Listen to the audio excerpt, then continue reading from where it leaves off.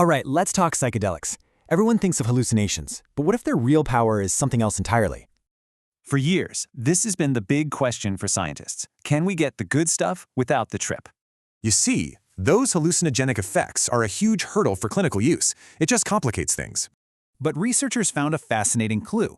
Both drug types seem to help our brain cells grow new connections. Enter the TrkB receptor. Think of it like a master switch in your brain for growth and renewal. So, scientists had this wild idea. What if psychedelics work by directly flipping this TrkB switch? And wow, the results were stunning.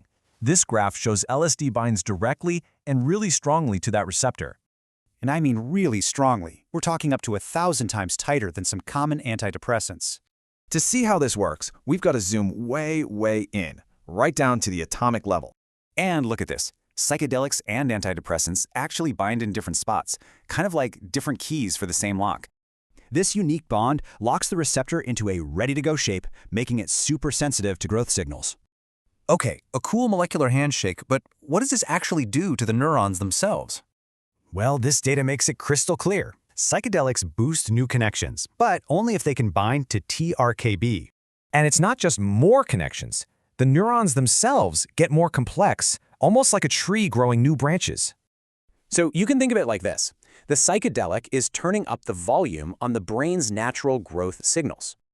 Right, so if TrkB is handling the antidepressant part, where do the hallucinations come from? And here it is. The study found two totally separate pathways, one for therapy and one for the trip.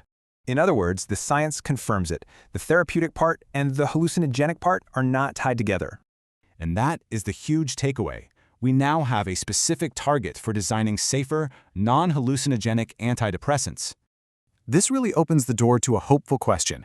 Could this be a new path forward for mental health?